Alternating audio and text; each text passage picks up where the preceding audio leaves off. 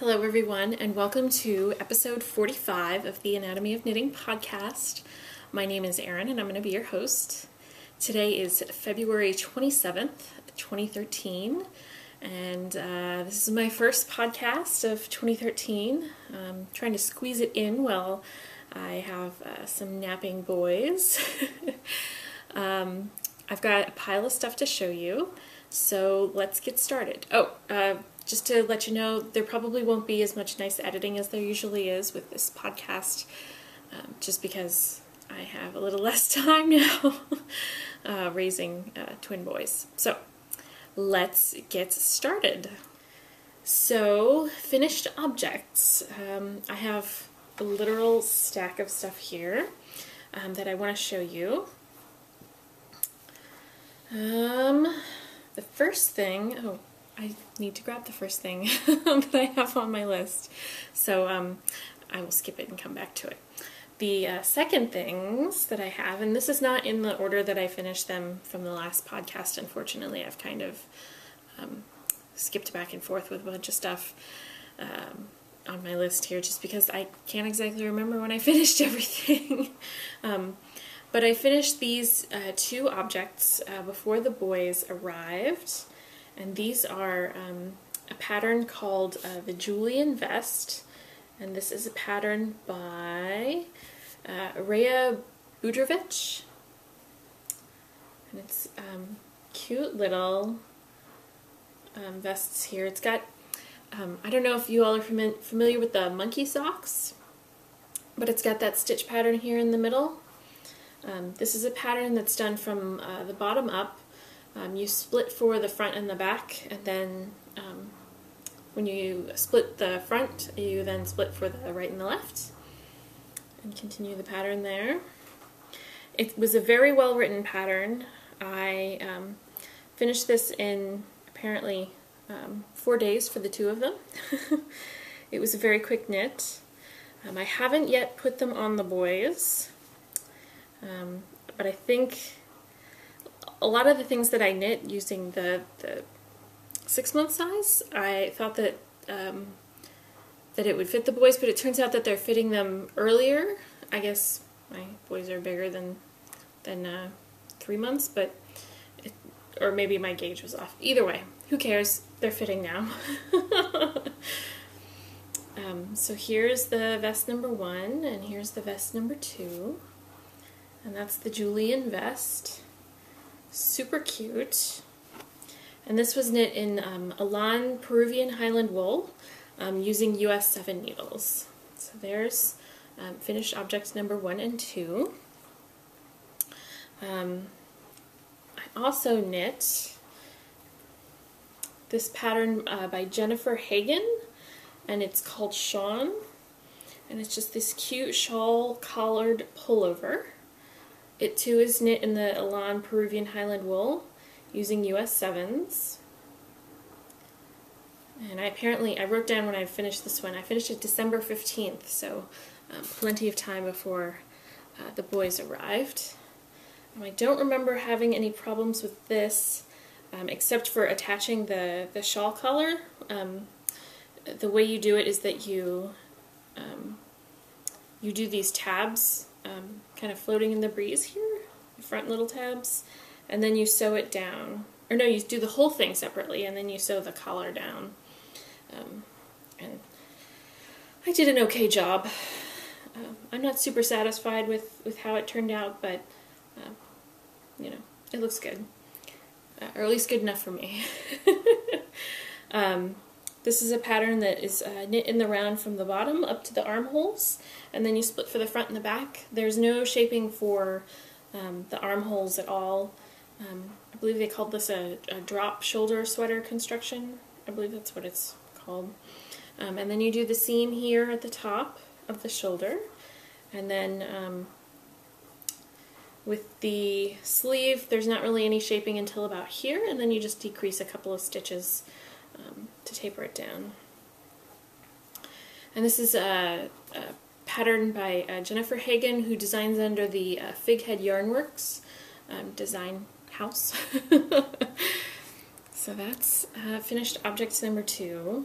Oh, this podcast is probably going to be pretty quick because, again, sleeping babies. I don't know how much time I'm going to have to take advantage of. The next thing that I did, now this is something I cast on right before I gave birth.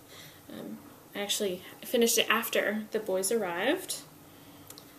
So this is the I Heart Cables hat, and it's 99% done. It needs a pom-pom up here. But it's these nice horseshoe cables. I think it's just a cute, cute, cute hat. And then a couple of ear flaps with some I-cord just to tie it. And this hat is a little bit big for the boys. They probably won't fit into it until like the fall, I think. Although they have big heads right now, they're just not big enough. So that's that. And I just need to find my pom-pom maker to get that. I know I used it for, you remember those blue hats with the 2 pom-poms here? I know I used it for that, the pom-pom maker, so I just have to track it down. But again, my time is very limited. And then, after the boys arrived, I didn't really have too much time to knit, but there was some time, like in the evenings, where, you know, I could just have maybe 10-15 minutes to knit. So what I ended up doing was just knitting various hats, mostly out of sock yarn. This is leftover yarn from those baby vertebra sweaters. This is Volmise. And so it's just a cute little sock yarn hat. And I believe they have outgrown it. They just had their 2-month checkup, and their head circumference, I believe, grew about 3 centimeters, so that is probably way too small now. And then this sock yarn hat was knit, I cannot remember offhand the yarn that this is made out of, but I can quickly find it. I used this to knit the garter stitch baby kimono. It's Madeline Tosh sock in the Fathom colorway. I love this blue. This is such a gorgeous blue. So I just knit another little sock yarn hat. I just kind of, I know the gauge on the sock yarn, so I just kind of calculated how much I'd need to go with the circumference of their heads. I knit stockinette stitch, I think, for about 4 inches, or knit the whole hat for about 4 inches, and then did the decreases at the top. And then once I did the decreases, I got to about maybe 8 stitches or so, and then did an I-cord long enough to just get a little knot, because I think the little knot I-cords are cute. So that's another hat. And then the third hat, I used the yarn that I made the Pembroke vests out of. I had a little bit left, and so I made one more hat. And then this one didn't have enough to do the little I-cord knot at the top, but it's cashmere and super soft. So those were 3 various hats that I knit probably about the first month that the boys were here. Before they were born, I mostly focused on sweaters, and they didn't have enough hats, so I decided to knit them some hats. So once I finished all of those, I decided to cast on a sweater, because the sock yarn sweater that I had previously made was getting small. There's a bit of a size discrepancy between the boys. Their names are Malcolm and Nathaniel. Nathaniel was born first, and he's the smaller boy by about a pound. So I knew that he would still be able to wear the sock yarn sweater that I had knit, but Malcolm was growing pretty fast, so I knew that he would outgrow it. And I don't think Malcolm actually wore the sock yarn sweater at all. I think only Nathaniel has worn it. So I decided to cast on for another sock yarn sweater, which I finished not too long ago. This is unblocked, because I don't really have time to block things at the moment. This is Sweet Georgia Tough Love Sock in the Tulamine colorway. I love this colorway. It turned out really nice. And then the way it kind of stripes here is super cute. So I finished this, I think about a week ago now. Let's see, what else can I say? It was super easy. Knit from the bottom, no, knit from the top down. It's a raglan style sweater. So you knit from the top down, put the sleeves on holders, knit the tube of the body, and then pick up the sleeves. And then with this size, I believe this is a 6-month size, or the numbers at least for the stitches of the 6-month size, whether or not it actually turned out that big. I haven't compared it to the schematics in the pattern. But there's no shaping here in the arm, so it's just a tube. So it's pretty easy, kind of mindless. So that is that. And then the last thing that I finished, which I don't think I'll grab because it too hasn't been blocked, is the Cascade sweater. And it's knit out of the Elan Peruvian Highland wool, so that gray wool again. The Cascade sweater, I know Jasmine of the Knit More Girls podcast has knit one for Genevieve. It's got leaves on one button band, and then you know, you put the buttons on the other side. So it just needs to be blocked to kind of bring out those leaves and make it look really snazzy and finished. And I don't think I have buttons for that one either, so I know that's in the boys' room right now, so I need to get cracking on getting buttons and getting that blocked. So it sounds like a lot, but I think it's been like 2.5 months since I last podcast, so not really all that much. Most of the stuff that I have knit, I actually finished prior to giving birth to the boys, so it sounds like a lot, but it's not. So that's everything that I have finished. And so we'll move on to what's on the needles. So I just have 2 things on the needles currently. The first one you've seen before. This is the stockinette stitch socks knit out of the Sweet Georgia Yarns sock yarn and hydrangea colorway. I have one sock that's completely finished, and then this sock I have completed the cuff. I think I was maybe about here the last time you saw this. I did the heel flap. It's my normal slip stitch heel flap. Turn the heel, and I'm currently working on the gussets. It matches my shirt today. So there's that sock. Again, just my normal sock pattern, not super complicated, stockinette stitch, mindless knitting. I bring it with me to the appointments that I've been going to, which haven't been too many. Can't really say much more about that. But I haven't yet already. Mr. Malcolm is sitting right next to me. He's cooing a little bit, so he may be waking up. We'll see. Some ambient baby noise. And then the second thing that I have on the needles currently is I'm doing a mystery knit along. It's the Ho Aloha Knit Along, and that's hosted by Ski Knits of the Single-Handed Knitter podcast. And I'm currently on Clue 1. I'm about 2 weeks behind. I am doing bust increases currently, and this is my progress so far.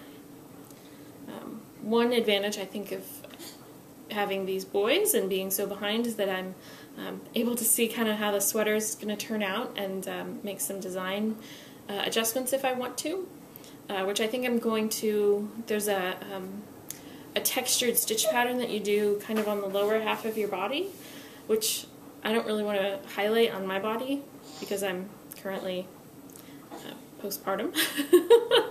And so that doesn't look super great on me currently. So I think I'm going to take out that textured stitch pattern. There's a button, I don't know if you'd say it was a button placket. Oh, hold on. Oh, honey. What's the matter? Here we go. Let's say hi. Do you want to say hi? So, this is Mr. Malcolm. He's about, the boys are just 2 months old. They'll be 10 weeks on Tuesday, and it's currently Wednesday, so in a little less than a week. Do you want your pacifier? No? You want to say hi to the podcast listeners? Hi. You want to go back to sleep? Yeah. They just got their shots yesterday, so they're a little fussy. Alright, honey, I'm going to put you back down, okay? Yeah, I'm going to put you back down. Ugh. Sorry for bending out of the frame, everybody. Here, you want your pacifier? No? Okay. Go back to sleep, okay, my dear? Alright.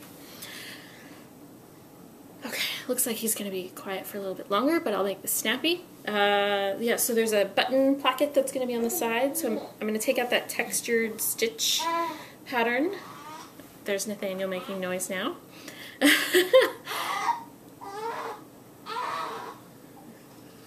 Alright, he is still asleep currently, but making noise. Yeah, so the Ho Aloha, I'm a week behind. It's the yarn that I'm using is this kind of navy blue. There's your pacifier, my dear. This navy blue, I believe it's a merino. This is some yarn that I got at Webb's on a closeout. It's Zenith Duvet, I believe, and it's superwash merino. So it's nice and squishy. It's really lovely to knit with. So that's the Ho Aloha, and so I told you about my plans to change that, and I think that's, I hope I'm not cutting off my head there, but oh well. We're making it work today. We're Tim Gunning it, as I like to say. That's everything that I have been knitting on. Yeah, and I think,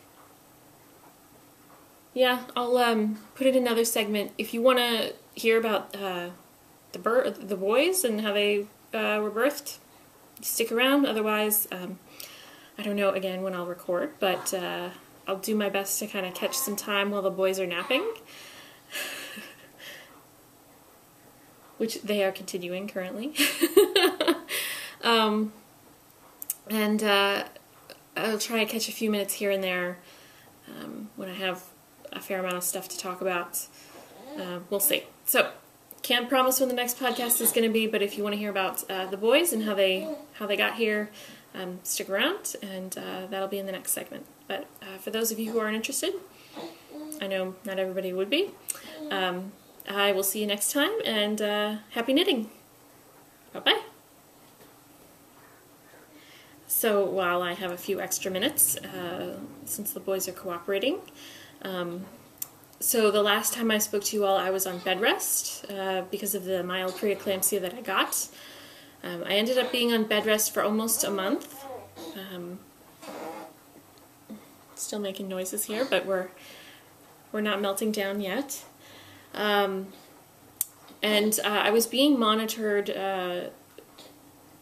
total 3 times a week. One of those monitoring appointments was an ultrasound. And then the other 2 monitoring appointments were like actual monitoring, where they stuck the probes on my belly so they could hear the baby's heartbeats. And then the other probe that would feel if I was having any contractions. So I was going to the monitoring appointments on Mondays and Fridays. And on Christmas Eve, I had a monitoring appointment. I was scheduled to be induced on the day after Christmas, which I wasn't too excited about. I was hoping to be able to give birth to these boys completely naturally, but unfortunately that did not happen. So yeah, I went in for the Christmas Eve monitoring appointment, and yeah, there's your fist. Your fingers. Here, you want your pacifier again? Oh, honey. Okay, we want to be picked up. Okay. Okay. Yeah, I hear you.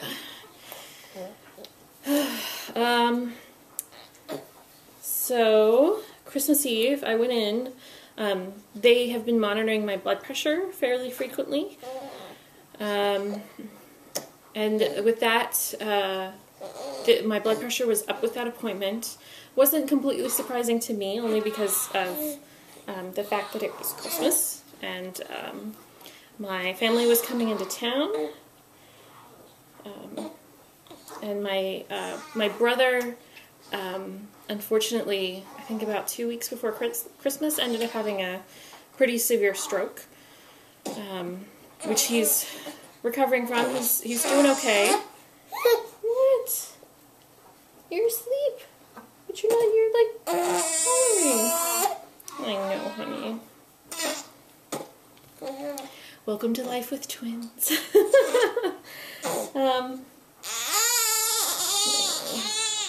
I know, my dear. Here we go. Let's get your hand out from the pacifier holder. There we go. I gotcha. Oh, goodness. I gotcha. I gotcha. Shh. So my blood pressure was up with that monitoring appointment, and the doctor that was on call decided to call my OB, and with their discussion they decided that I should be admitted and induced. My mom and I had been trying to do everything that we could to get the labor started naturally, but my uterus just wouldn't cooperate. Let's see. I ended up getting started on a Pitocin drip, which is the medication that they give you to induce labor. Makes your uterus contract. Yeah. And let's see. I was on the Pitocin drip for about 24 hours and made zero progress. The doctor ended up checking me, and then we came up with a plan for the next 24 hours. And then after she checked me, my water spontaneously broke with Nathaniel, and I went from 3 centimeters dilated to completely dilated in about 2 hours. Apparently my body just was like, whoa, we're just going to do everything in 2 hours, which was a pretty intense time. I had an epidural already at that point, but still it was, I'll just say it was intense and leave it at that. Ended up trying to push Nathaniel out. Was doing that for about an hour and a half. Was starting to feel the effects of working that hard for an hour and a half. The doctor told me that I'd have at least another hour and a half to push Nathaniel out. And I knew that I had the strength in me to do that, but then I'd still have the bigger baby, Malcolm, here to push out afterwards. And I wasn't quite sure that I had the gas in my tank, because at that point I had been NPO for 24 hours, so I hadn't had any real food. I just had some juice for that period of time. So we decided to try and do a forceps-assisted delivery, which unfortunately didn't work. And let me tell you that, thank goodness I had the epidural, because that feeling is unlike anything I've ever felt before. And it's pretty intense, but I'm glad it's over. And so we ended up delivering the boys by cesarean section. They were born on Christmas Day at around 8 p.m. And we spent about 4 days in the hospital. That was just for me to recover. And the boys were born a day shy of 38 weeks. So I did pretty good keeping them inside cooking. They are 2 months old now, and they're getting big. We had our 2-month-old appointment yesterday where they got their shots, and they're extra cuddly after. Let's see, Malcolm is over 12 pounds now. He was about 7 pounds 6 ounces, I think, at birth. And then Nathaniel, who was 6 pounds 5 ounces, I believe, at birth, is now 11 pounds 7 ounces. So they are growing wonderfully. And then Malcolm, you'll see, looks a little bit yellow. He's got what's called breastfeeding jaundice. There's apparently a hormone in my breast milk that's affecting him, which is keeping him a little bit yellow longer than his brother. His brother looks more like my complexion. Yeah, so that's everything, I think, involving the boys. They're doing excellent. They're growing well. And adjusting to being a mom of twins has been a little difficult, but I think I'm doing okay. I'm finding time to knit, but unfortunately it's not as much as I want to. But we're making it work. And then I signed up to do a sewing class in April, which I'm really excited about. I have this super awesome idea, which I'll tell you all, to do a costume for this year's Halloween. I was sitting in bed brainstorming right before, as I was falling asleep, where all the good ideas that I usually get happen, in that little twilight while you're like laying there waiting to fall asleep. I decided, what's a good group costume that you could do with 3 boys, i.e. these 2 boys and then my husband, and then 1 girl. And I decided that we're going to do Dorothy, the Cowardly Lion, the Tin Man, and the Scarecrow for Halloween. So I'm learning how to sew so I can hopefully sew our costumes. So we'll see how that goes. That's a 4-week-long class that's on Thursdays in April, all the Thursdays in April. So that's everything that I have to talk about today. Thank you to everybody who continued on to hear the little bit of a birth story that we have. And I'll do my best to try and record once a month, but we'll see how that happens and holds up. So I'm going to download this to my computer and get this uploaded. And thank you all for watching, and I'll see you later. You're welcome. Say hi. Hi, everybody.